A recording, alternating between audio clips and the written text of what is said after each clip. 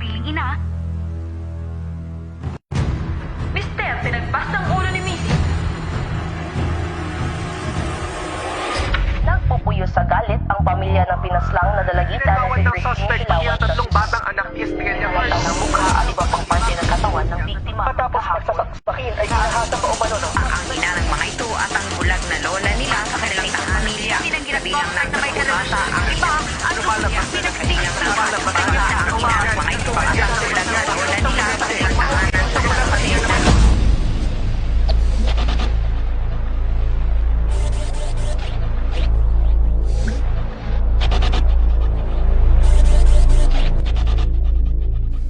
I have 7 million countrymen who are slaves now at this modern day and age. They are slaves to a drug courtship. Sa kabila ng kaliwat ka ng batikos na inaani ng kasulukuyang administrasyon sa loob man at labas ng bansa, I have declared war against the drug syndicates in this country. paano nanatiling matigas ang Pangulo sa pagsugpo sa iligal na droga? You know what is war? War is war. Ako po si Alex Santos. Ang inyo pong mapapanood ay ang mga totoong kaganapan sa likod ng mga balitang ating natutunghayan. Lagyan mo lang isang addict dyan sa pamilya. Tapos na yung pamilya na, it would be hell for them. Tumawag po yung assistant purok ng area na ito. At ang sabi ko doon sa amin is may taong lasing na may hawak na baril. Pagdating ko namin dito sa area na to, nakita ko namin isang tao na may hawak na bata at hawak-hawak niya sa kanang kamay yung baril.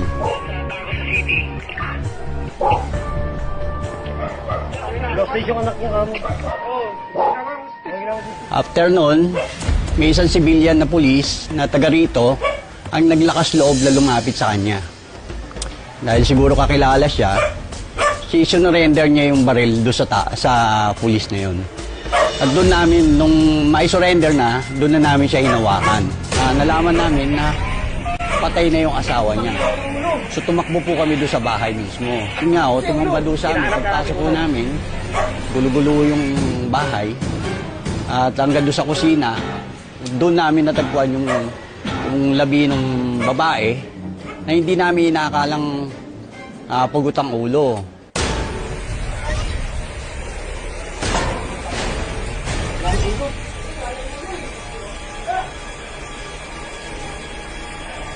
Ito yung ulo niyan. Ito yung ulo.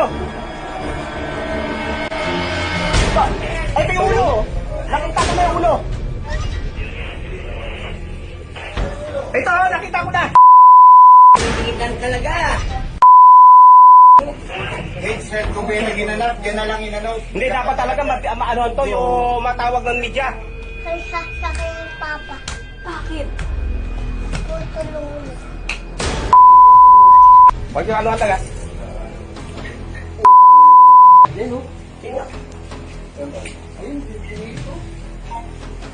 Ayun, ayun.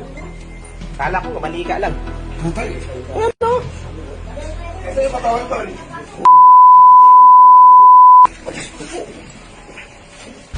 How many millions are affected by drugs? The social dysfunction that we create in the average family. Before yung nangyari nung araw na yun, nabalitaan din namin doon sa aming assistant purok na 1 week na nag-aaway yung mag-asawa. Pagka gumagamit daw ng drugs yung asawa niya, tamang hinala. Ultimo kapatid niya, tsuhin niya, pinagseselosan.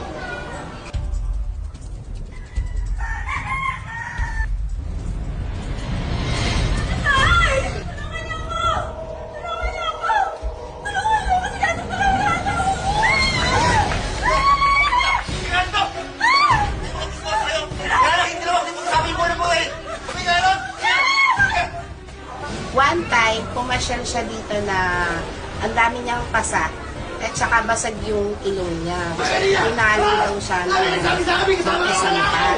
nakikiusap siya sa akin na magtago daw muna siya lang kahit ilang araw lang. Nung insidente kasi na yon, nangyari yon, hawak niya yung kanyang anak sa labas na ng bahay nila, na may mga responding barangay, nakita siya na hawak niya yung baril, kaya naalarma yung mga kapitbahay niya.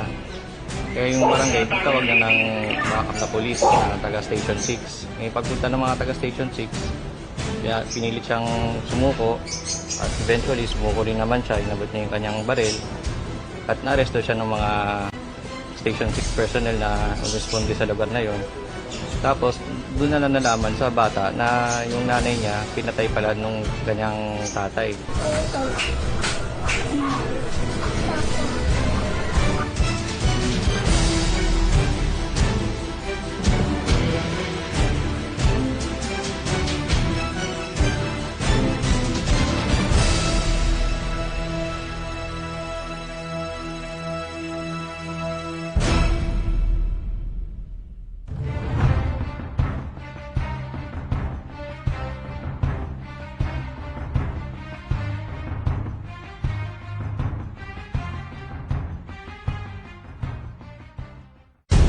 Is it wrong to say, if you destroy my country, I will kill you?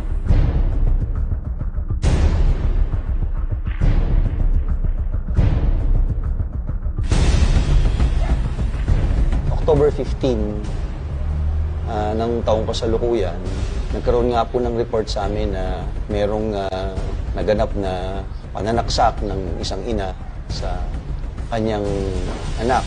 Ang sabi po niya sa akin ay ang natatandaan niya ay umihi siya.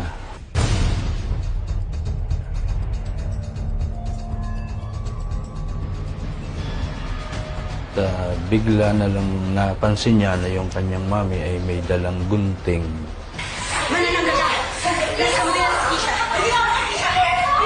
At bigla na lang siyang pinagsasaksak ng gunting. Habang tumatakbong palabas ay hinahabol ng saksak ng mami ng gunting. Nakaupo na nga po yung bata, nakaganon na, sinasaksak pa ng gunting dito sa bato, kaya ang daming tama niya dito, tsaka sa mga braso. Akala ko nga po normal na away lang ng mag-ina yun eh. Lumabas ako ng bahay, nakita ko, nagmamadali lumabas yung nanay. Yung nanay nagmumura na, impakta ka, manananggal ka, ganun po yung sabi.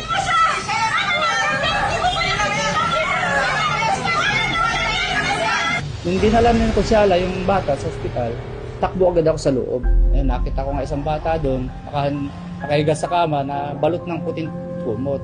Nung tinanong ng investigador nga, yung si Inspector Bilen, kung bakit ang sagot ng ina, kahit sa Santa Cruz, hindi nala namin ang sagot niya ganun. Kasi dinudukot nga daw niya yung bunga nga nung anak, may hinahabol daw yata yung siyang rosaryo.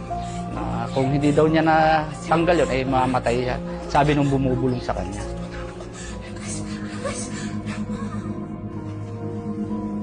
Nung dumating yung mga pulis ay nadat na nila na basang-basa yung bata at pati kama at hubot-hubad yung bata. Gusto ko nga sanang suntukin yung nanay, hindi ko naman magawa kasi ayaw ko pong madumihin yung pangalan ko eh. Kahit nga po yung pulis, nagalit din sa kanya, kahit po ano-ano sinasabi ng nanay, manananggal daw, mangkukulam, ganun po yun.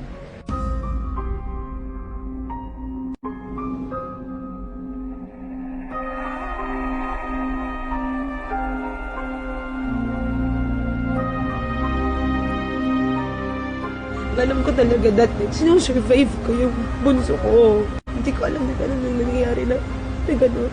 Kasi hindi ko alam eh. Siyempre malaman ko yung ano ko. Malaman ko yung mga bata ko. Alang-alang sa'yo.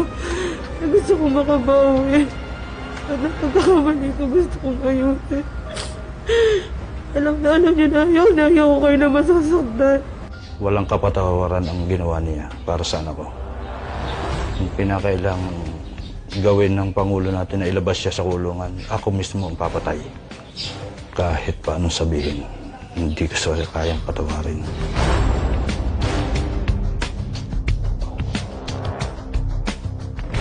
Quiabo shrinks your brain. And when it is shrunk, you are a living dead. Pag ang breadwinner tumaob sa droga, this family will simply crumble.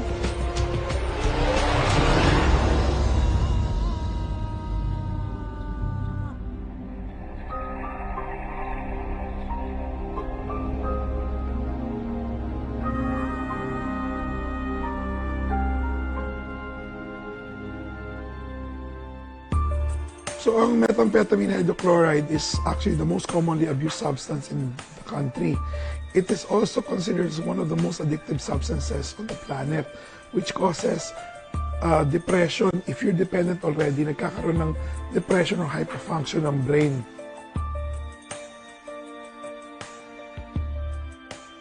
Another problem with abuse of stimulants like shabu is nagkakaroon ng impulse control problem, naapektuhan yung kailang impulse control. So that's why some people become very aggressive. Some people also can do things that are not really part of their nature. And once the effect of the drug is gone, they're back to normal. Kaya nga itong batas itong daan. Gawan daan, patungo sa luwalhati. A lot of members of the community are trying to report different things. Just like, for example, their neighbors involved in illegal drugs.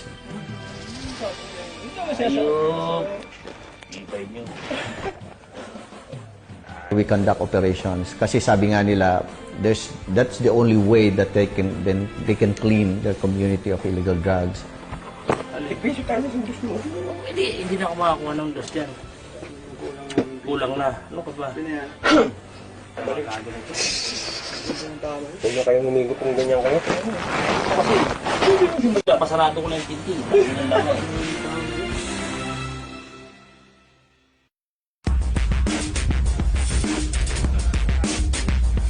We are here today to implement Operation Kapulong. Our mission is to implement search warrant number... Sa araw na ito, isang search operation ang isasagawa ng Philippine Drug Enforcement Agency o PDEA laban sa mga natiktikang residente ng Tondo, Maynila. Oh, ito yung picture ng target personality natin. Tulog pa siya. si alias Onyok. I-distribute natin yung yung hard copy yung picture. Ito pa. Babae ito babae Always treat natin na armed and dangerous yung target natin. So, wala muna magre-relax hanggat di tayo nakakaalis sa area.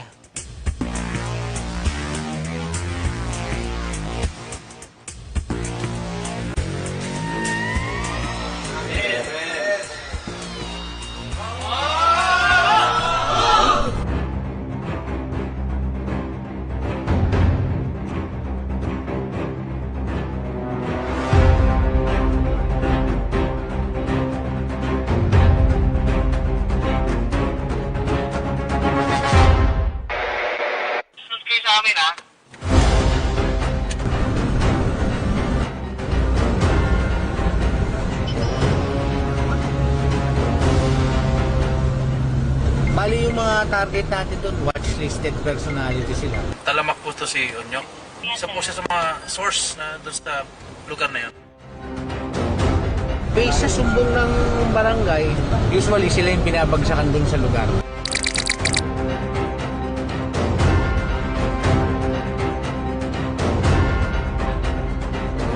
Malapit na tayo. Mga 100 meters. Ito na ba yun? Hindi pa. Sandali lang, tapat mo. Ayun, may nagbukas na pintuan. Mamaya.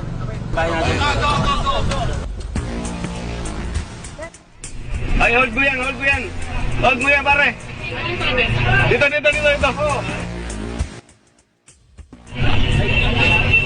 Agad pinasok ng mga ahente ng PDEA ang bahay ng main target nilang si Onyok.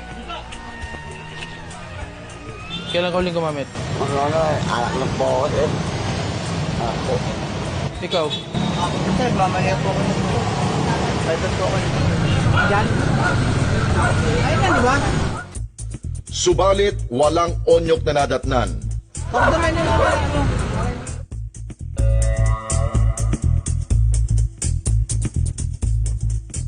Yung mga nabutan natin sa area, mapa-identify ba natin yung kung i-release o ano? Ilang kanin gumamit po yan? Mga 89? 89?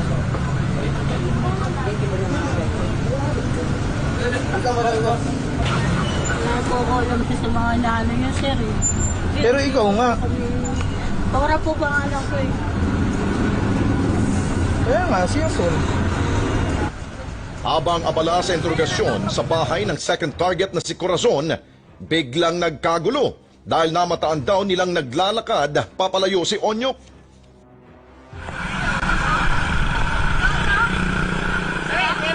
Verify lang po kami. Wala naman po kami ano eh. Bakit ka doon? Verify lang. Hindi pa verify mas mga kapibayan. Kamukha lang, kamukha. Naglalakad lang po. Daan-daan lang po kami, lakad lang po. Ayun lang po. Sabi niya po, huminto muna kayo. Huminto po kami. Daman lang kayo dalang ID. Meron po ako sa bahay lang po. Susunod, magdala kayo ng ID nyo pag maalis kayo. Oh, sige. Ah, Opo, sir. Opo. Pinakawalan din ang dalawa.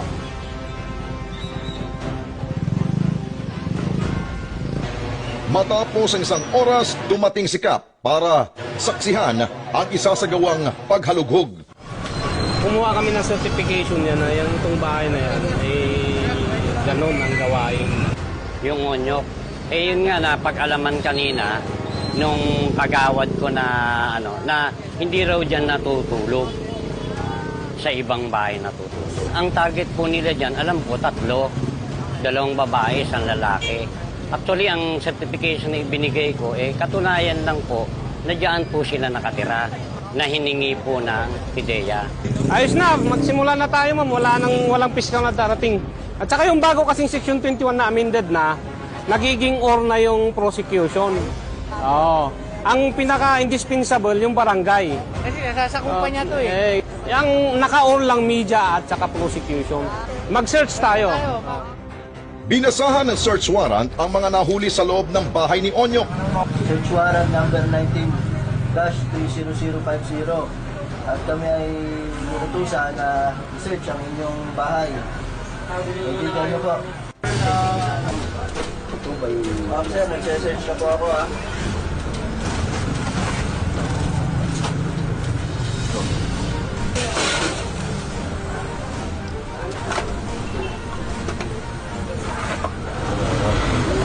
Pasok ito. Pinaggamutan.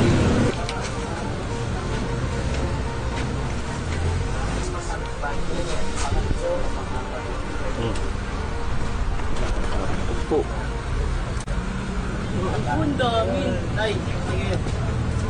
Kamu na ko nga to. Busy mabaw. Ano po ka? Ayan o. Galing dyan o. Sir, German, hindi naman po ako totoo. Ayun o. Dito na ako. Hindi totoo po yung German kasi sila po naiwan dito. Ay hindi, nakita dyan. Hindi po. Andyan yan.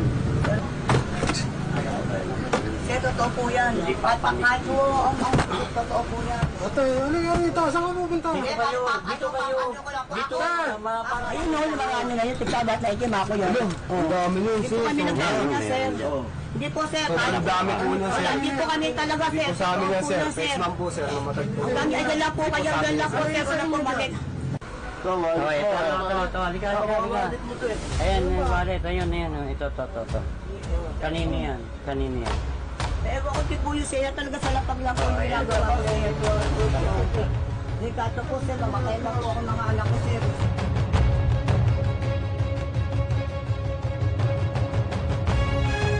Ate, umakyat ka rito! Umakyat ka dito! May violation ka na! Arestado ka na! Oo nga po. Sumunod na hinalughog ang bahay ni Corazon. Search warrant number 19-30051. People of the Philippines versus Corazon Angeles at Ason Josefina Puno at Ising and their cohorts. Pirma na lang po dito sa ninyo. Tatlo po. Katunayan lang na nagpunta kami dito. Ito po.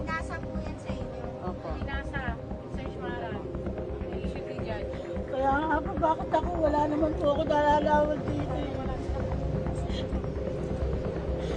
Madalas kaya ako nasa barangay ako nagsusubutan. Ganito pala inabot ko. Firma lang po dito. Ito po ate. Hindi tayo matatapos.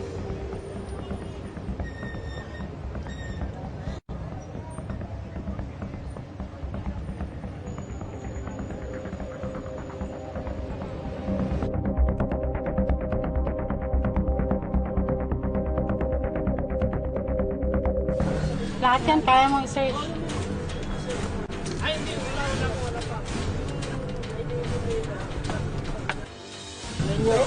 Saan hindi ko na pag-aari yan, wala na ako ano yan. Pag ako yung nandito, bakit ako napunta na? Bakit ako nagano na dyan, Warren? Bakit ako ba? Hindi naman po ako naghahanong buhay na ganyan. Yan si Chairman, lagi ako tumatakbo dyan eh. Meron po, sir.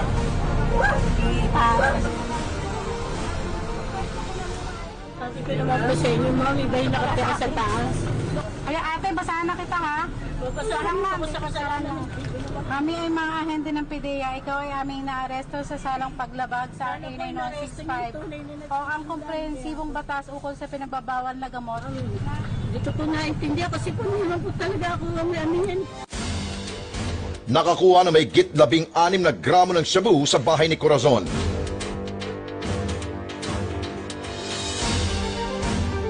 At may git 16 na gramo rin ng shabu ang nakumpiska sa bahay ni Onyok.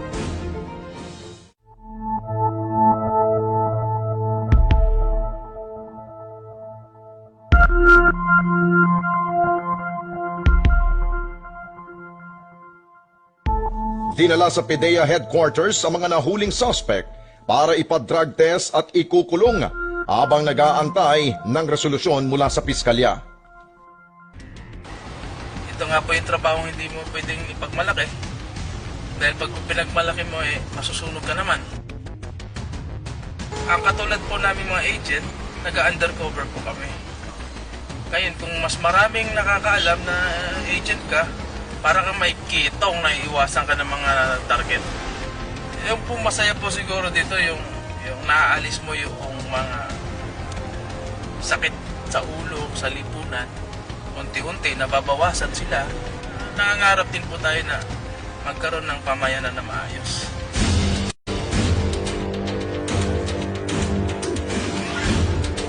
Ngayon po, maganda po yung tinatahak natin. Sa tingin ko, we are winning the war on drugs naman.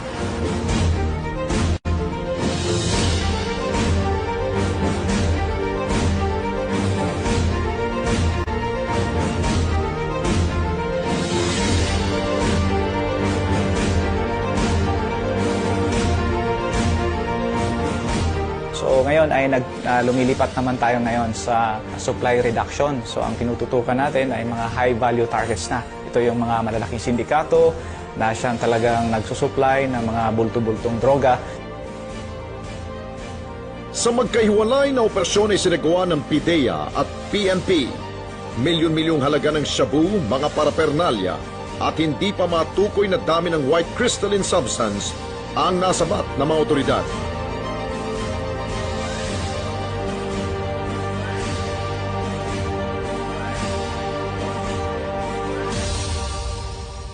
Subalit may mga bagay na laging may sasakripisyo. Nabaril ito sa operasyon ng PNP laban sa isang Maranao drug dealer at gun for hire personality sa Marawi City nitong Martes. Kaninang umaga, dumating ang labi ng nasawing pulis sa kanyang tahanan sa Suyok Silan, La Trinidad. Ang kanyang asawa na lubos ang panghihina at hindi na makapagsalita dahil sa mapait na sinapit ng kanyang kabiyak. Ang masakit pa rito, hindi na makakasama pa ng kanyang 3 buwang ipinagbubuntis ang kanyang magiting na ama. Starting the war on drugs, that is 2016 up to present, meron na kaming 10 operatiba na namatay. In the firefight or the operation that ensued, the shootout, that mahigit 50 rin ang mga pulis nating napatay. At nito lamang buwan ng Oktubre, isa na naman ang nadagdag sa tala ng mga namatay. Biyernes ng gabi lang rumisponde si Tamaliwan sa tawag na may namataang armadong grupo sa Plaridel, Bulacan. Nagpalitan ng putukan ang dalawang panig na nauwi sa pagkamatay ni Tamaliwan matapos itong matamaan ng bala sa kaliwang braso, dumaretso sa dibdib at natamaan ang kanyang baga. Pagsilip ko sa pinto, nakandusay na ang anak ko. Lumapit ako sa kanya. Kahit ito na si Papa, akapin mo naman si Papa. Namatay din sa nangyaring operasyon ang target suspect na si Nesty Nasino. 2016 nang madismiss ang kanyang kaso na may kaugnayan sa droga. November 26, 2019. Sa ika-40 araw ng kamatayan ni Police Corporal Ronnie Tamaliwan Jr., nag-alay ng panalangin ang kanyang mga magulang, kamag-anak at malalapit na kaibigan. Siya yung bunso naming anak na mapakabait, matulungin at saka may takot sa Diyos. Pangarap niya talaga maging polis. May 3 words ang binanggit sa akin. Papa, ang profession ko ay polis. Sa operation, ay 3 lang ang aming kung hindi korte, hospital, or sementeryo. So, nung maging pulis na siya, nung wala pa si Duterte, hindi masyado siya naging aktibo. Gawa ng, siyempre, maraming protector, maraming mga, Nung naging presidente na si Duterte, doon siya nagkaroon ng lakas ng loob. Galit kasi siya sa drugs eh. Kaya hindi natin masisisi yung administrasyon dahil yung talagang pagbabago eh. Pati mga magulang nakakaawa. Alam mo, magkaroon ka na isang puser, lalo yung puser, yun ang dapat na mawala. Kasi kung walang puser, wala sanang adik. Kasi yun ang magiging solusyon na maging successful yung Juan Duterte. Alam mo, hindi ko maintindihan kung kayong mga kriminal nakapasok sa pulis. Alam mo, sana ang pulis maganda ang reputasyon. Kayo yung ang salot ng kung ano, hindi maintindihan kung meron akong special unit habang buhay, bantayan kayo. Patuloy na tinututukan ni Pangulong Duterte ang kapulisan na mapagandang imahe nitong bilang tagapagtaguyod ng kapayapaan at seguridad. Ngunit may mga pulis na sadyang matitigas ang ulo. Ilan dito ay ang mga suspect sa pagpatay sa 17 anyos na si Kian De Los Santos. Ayon sa ulat ng PNP, si Kian ay biktima ng isang police operation. Subalit sa tulong ng CCTV, napagalaman na dinukot si Kian at saka pinagbabaril. Noong 1 taon, ibinaba ang hatol laban sa 3 pulis. We are very happy for the decision rendered by Judge Azucena because he promulgated this morning a judgment of conviction of the crime of murder, punishable by reclusion perpetua or 30 years maximum imprisonment. This proves that there is rule of law, truth, and justice in the Philippines. Isang patunay ang kasong ito na walang kinukonsente ang administrasyon ni Pangulong Duterte. The first 6 months was devoted to house cleaning. We shook the tree and we started with the early retirement of 67 generals and colonels. And then we proceeded to work downwards. No? Meron nang umabot na 454 na mga pulis natin ang natanggal na sa serbisyo dahil sa kanilang pagkakasangkot dito sa illegal na droga. So, if you don't fix your criminal justice system, no campaign against drugs or wetting or any other crime will work because this criminal justice system is criminal to begin with. Let me begin by putting it bluntly. The war against illegal drugs is far from over. Yung war on drugs kasi, nangyari yan sa mga, hindi ba nag-umpisa yan doon sa coca-producing countries? Coca, cocaine, dahil ang mahal-mahal ng cocaine, heroin, etc. And they came from the Latin American countries.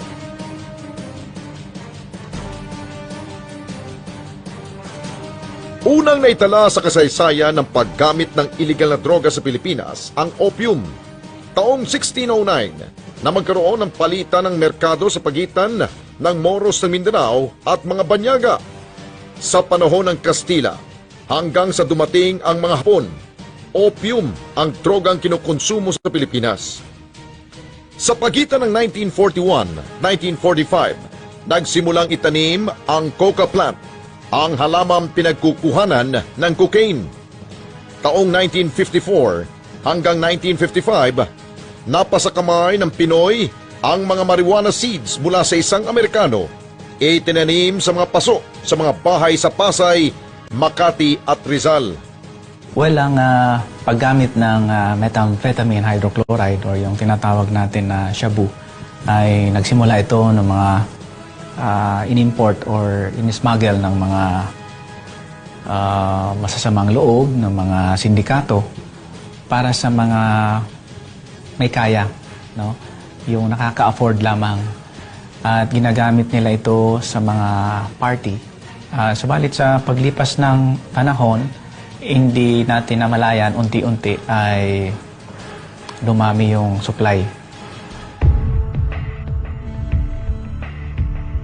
Noong time ni Marcos kasi, na-raise ang public consciousness noon dahil meron siyang in-execute na isang drug lord. Number 12 of the President dated September 30, 1972 did on or about September 20, 2072 at Caloocan City. Nobyembre 1972, nang mahatulan ng kamatayan ang Chinese drug lord na si Lim Seng. Dispatch on transit or transport heroin, which is a prohibited drug and acted as broker in any of the aforementioned transactions. Findings on all these visitations and charges dated November 7, 1972, the President of the Philippines has approved the sentence that increased that portion as provides for life imprisonment to death by musketry. That really sent a very, very powerful signal to all the drug lords na kayo din ay ma-execute pag hindi kayo nagtigil sa gawain nyo.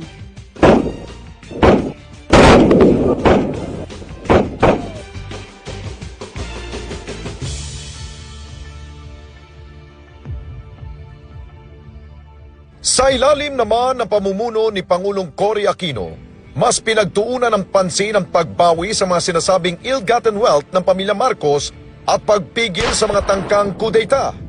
I know what my duty and commitments are, and that is to oppose with all my might any attempt by any quarter to dictate or in any way interfere with my government.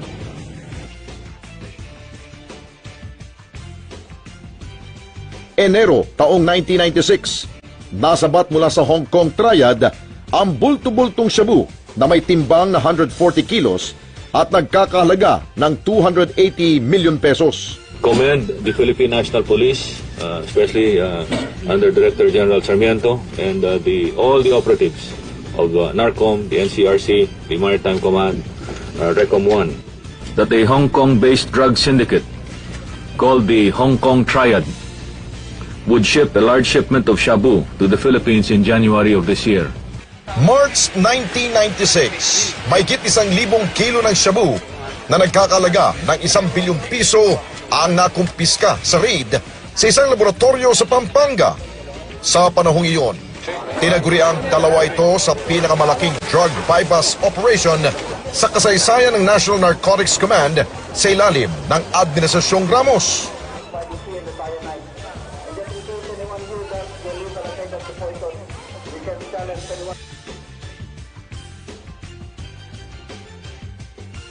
Sa maikling termino ni Pangulong Erap, isang drug queen ang nahuli, si Yuyuklay.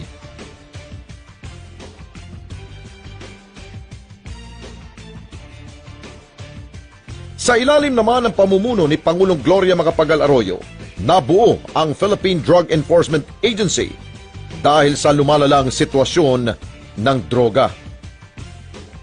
Makaraan ng ilang buwan sa pangunan ng PIDEA, mahigit 1,000 kilo ng shabu na nagkakalaga ng 2 bilyong piso ang nakuha sa Antipolo. This is a very good, very big accomplishment. This is the biggest shabu manufacturing operation thus far.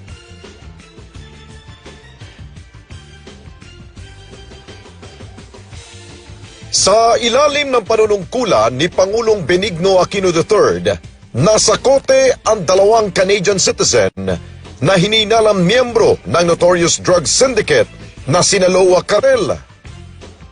Subsequent administrations did not really pay attention to drugs until Duterte came. That is why I have resolved that no matter how long it takes, the fight against illegal drugs will continue because that is the root cause of so much evil. Without seeing the President in the front row, on the forefront of fighting a war against illegal drugs, hindi rin kami lalakas ang loob. That's why we are thankful that we have a President na hindi takot, na nasa harapan parate at hindi nang iiwan. The news that you hear every day about the floating drugs all around the country. This is now the biggest problem the Philippines is facing in terms of smuggling through seaports, airports, through our coastlines, through parcels and mail systems. So ito yung mga pamamaraan kung saan pwedeng ipasok ang droga sa atin. Positive na po talaga to. Positive na talaga. Pwede pakainin niyo ng tubig. Walang makita. Ay. It's Shabu nga yun. Tingnan mo. Now, magtanong kayo ang Pilipinas. Are we or are we not a narcotic country? Yes, we are. I will recall the days when ako'y nasa DILG. I was dispatched by President Ramos to go all over the world. Bit-bit ko yung sulat niya, inviting world leaders to send their intelligence personnel and anti-terror chiefs to Manila, and then the Drug Enforcement Agency. Nung binisita ko yung Drug Enforcement Agency, kausap ko yung hepe nila. Binanggit niya na, oh by the way, ang Pilipinas ay lumalabas sa aming radar. Emerging yung narcopolitics sa inyong bansa. At kung hindi niya mapantayan ng mabuti, hindi niyo makontrol yan, ay baka magiging narco-state kayo kagaya ng Colombia. At that time, ang kinikilalang mga sindikato were Chinese triads like the 14K and the Bamboo Gang. Much later on, we found out na kasama na rin yung mga Mexicano at saka yung mga taga-Nigeria, no? Halo-halo na. I must have been to Davao. O, tingnan mo ang Davao. Bakit tahimik? Itong wala ng tao. Wala na naglaklakad sa daan. Yan lang sa convenience store. Walang droga. Sinunod ng pulis ang gusto ko. Pag sinabi ko sa kanila, gawin mo yan, ginagawa. Pinakamalaki at ikatlo sa pinakamataong syudad sa bansa ang Davao. Isa rin ito sa pinakaprogresibo at ligtas sa lugar sa Pilipinas. Ang maunlad at mapayapang syudad, ibang-iba sa kinalakhang Davao ng mga residente bago ang termino ni Mayor Rodrigo Duterte. Noong 1986, from Davao del Sur ako, Provincial Commander, then they transferred me to the Davao City Metrodiscom, to Commander.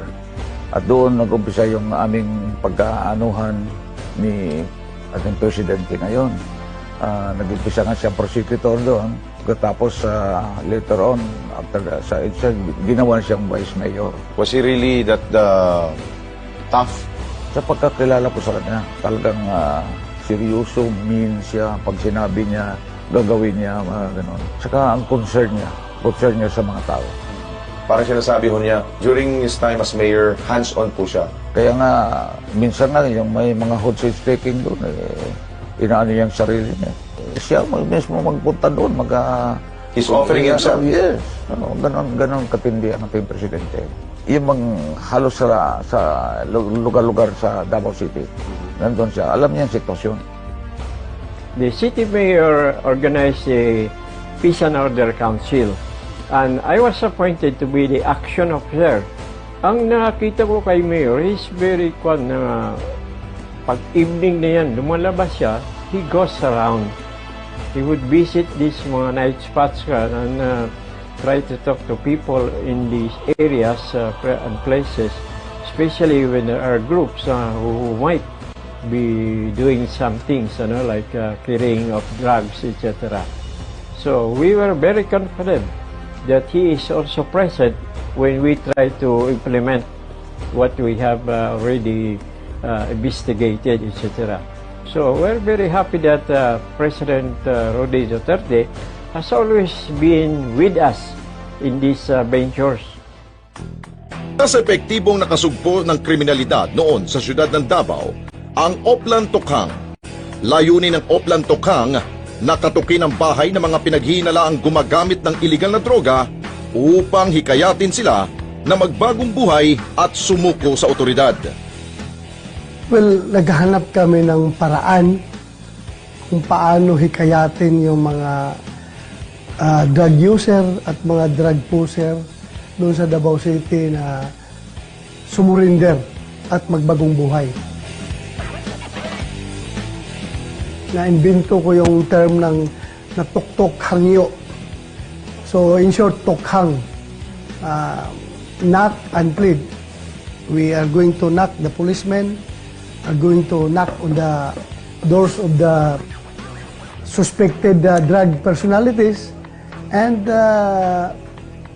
ask them, kausapin sila na, alam namin na ikaw ay gumagamit, alam namin na ikaw ay nagbibinta ng shabu, so sana huminto ka na. Kung titignan mo naman, ang programang ito ay napakaganda. It's just enticing drug offenders just to surrender. That's the reason why we came up with a 1.3 million surrenderers because of Oplan Tokhang.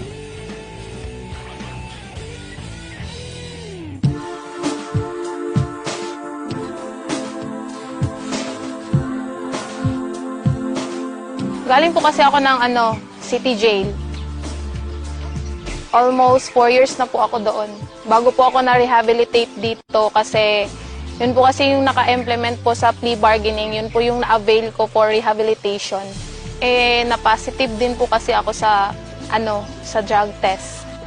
Is there a cure or treatment for them, for mga drug dependents? Okay, initially kasi ang drug addiction is a disease siya. Considered siya sa brain disease. They can be treated pero walang cure. What part of the brain ang talagang pinupunta rin itong addiction, itong drug addiction, especially using shabu? Initially doon sa ang brainstem of the brain, yun silang usually ma-stimulate and then affected, and then yun sila, they keep on using the substance kasi they stimulate yung brain nila eh. Isa sa matagumpay na produkto ng Davao City Treatment and Rehabilitation Center for Drug Dependents ang 62 taong gulang na si Ronald. Ikaw bang nagpasya na pumasok dito sa... No, I was caught. Nahuli ako sa public smoking. Okay. Then? Apprehended. So, compulsory ang admission ko for the rehab. Yeah. Red-handed, huli? Yeah, caught in the act. Oo. And you're using what? Shabu. And then I was diagnosed with severe level of addiction. So I had to be treated. Ipinakita sa amin ni Ronald ang pasilidad ng Davao Rehabilitation Center. Dito masaya niyang ikinwento ang mga aktibidad nila noon sa buong araw na humubog sa kanya at sa mga kapwa niya pasyente na matutong makipagkapwa-tao at higit sa lahat, maging disiplinadong mamamayan. Wake up for an orderly bed. Ang rehab kasi meron siyang behavioral shaping tools. Meron naman siyang healing tools. Where we discuss feelings, where we discuss our fears. So actually, ang sharing of feelings makes us, it makes us articulate to ano ba talagang nararamdaman ko. Tinutukan noon ni Mayor Duterte ang Barangay Leon Garcia sa Davao City dahil sa talamak na kaso ng patayan dulot ng iligal na droga. Sa katunayan, pinatutupad ang lingguhang drug testing sa barangay upang masiguro ang kaayusan at malinis na pamayanan. Gusto ko talaga magbago, sir, kasi kung magbalik ka man talaga ganito ang mag-drug, menteryo pupuntahan mo at saka wala ka na talaga pag-asa sa sarili mo. Sawa na. Sawa o takot? Takot na rin. Susunduin natin ngayon ang isang drug reformist. Pero ayon sa barangay dito, ito daw hong reformist na ito, drug dependent ito, madalas ho siyang positive ng positive kapag ginagawa ho ang drug screening sa kanya.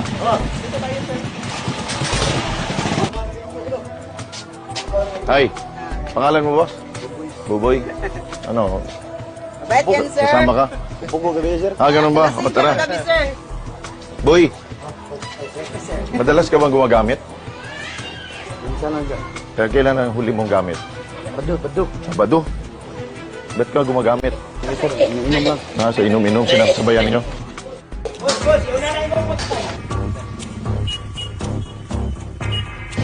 Pero hindi ka naman pusher. Hindi. User ka lang talaga. Oo.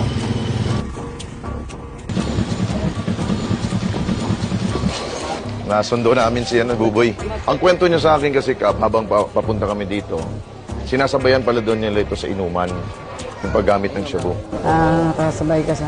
Pero mas matagal niyo na sinasabi sa kanya, itigil na niya yan. Oo, nasinabihan ko na yung last na sinabihan ko siya. Paano yan? Pag madalas siyang perennial, siyang positive na positive, anong husga dito ngayon ng barangay? Tawag na namin siya sa sir, para siya, para kung tigil ba niya o hindi yung pagda-drugs. Kailangan talaga na, hindi pwede na hindi namin siya ipatawag sa dadalhin sa police station. Okay, pero pero yung rehab ba, karapat-dapat para sa kanya? Pwede, yung nanggawin, sir, para sa kanya kung hindi pa siya magpigil sa Tuloy-tuloy ang pag-monitor sa mga gumagamit. So, importante, Kap, ang monitoring madalas na. Oo. Tapos dito sa aming barangay, ko talaga sila, pinamonitor ko yung lahat ng mga nag-drugs dito. Tapos nag-coordinate din ako ng sa PNP. So ano gagawin natin kay Buboy ngayon? Proseso na. Proseso na siya, sir, tapos drug test ulit.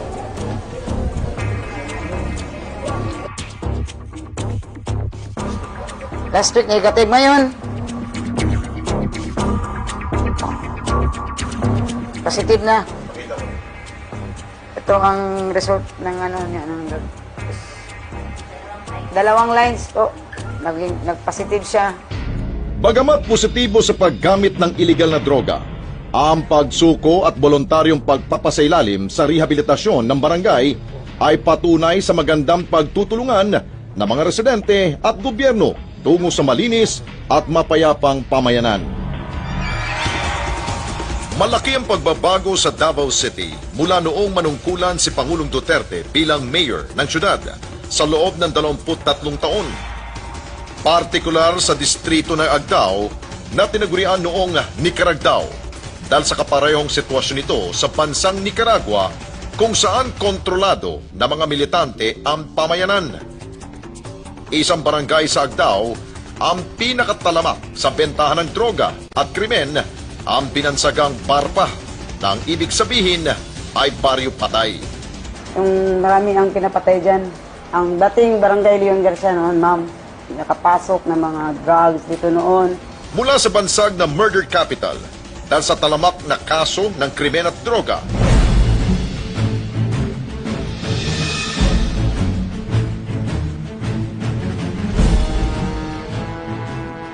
Ng pinakamalaking research and data website, ang Davao City bilang isa sa 5 pinakaligtas na syudad sa Southeast Asia mula noong taong 2015 bago matapos ang termino ni Pangulong Duterte bilang mayor hanggang sa taong kasulukuyan. Katulad na nangyari sa Barpa o Baryo Patay sa Davao, hindi rin maikakaila ang laki ng pagbabagong nagaganap ngayon sa pinakamalaking barangay sa Pilipinas, ang Barangay Bagong Silang sa Caloocan City. Bago mo po ang ating Pangulo, masasabi natin na magulong Bagong Silang. At sabi nga nila, kinakatakutan ito nung araw, kaya halos yung mga tao, pag napupunta doon sa lugar na yon, ay natatakot. Sa bahay namin, gumagamit kami ng droga. Hindi ko na sila pinapupeso kasi para makatipid sa bayarin. Kumbaga, sa akin na rin magbabayad. Ako na rin din kukuha. Sa panahon ni Gloria, ang drugs, matindi laban na namin dito. Marami ang drugs dito. Sa katunayan, nakuhanan mismo ng mga residente ang ilan sa mga kaguluhan. Katulad na lamang ng rayot ng mga kabataan na nangyari malapit sa sementeryo ng Bagong Silang. Kuya, tulungan niyo po kami. Hindi ko kayo matutulungan. Tatamaan ako. Ano po masasabi natin na meron pong 137 crimes na naganap noong 2016. Tapos po, bumaba po ito ng 125 noong 2017. At noong 2018 po ay naging 88 na lang po yung incident. Hanggang ngayon po na 2019 ay 46 na lang po ang bilang ng insidente na naganap. Patuloy ang pagbaba ng bilang ng mga krimen kasabay ng pagsuko sa otoridad ng mga hininalang gumagamit ng iligal na droga. Mula sa noong 2016, ang total crime volume ay 580,000 mahigit. Noong 2017, ito'y bumaba na sa 520,000 crime volume. Pagdating ng 2018, nasa 492,000 na lamang. Itong 2019 ngayon, na malapit na rin tayo magtatapos, ay nasa 300,000 pa lamang na level. So, makita natin na talagang pababa ng pababa ang bilang ng krimen. Ang civil society takes care of the drug addicts to bring down the demand. The government focuses its attention on the syndicates. Okay? And they have to work together.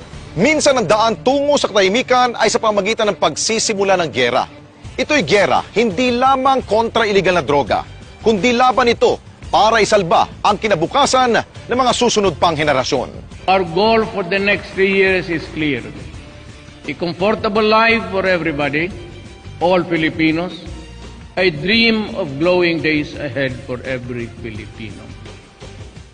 I dream of a Philippines better than the one I grew up with. This is my pledge and commitment. I shall continue to comply with my constitutional duty to serve and protect the Filipino until the last day of my term. God bless the Filipino. God bless the Philippines.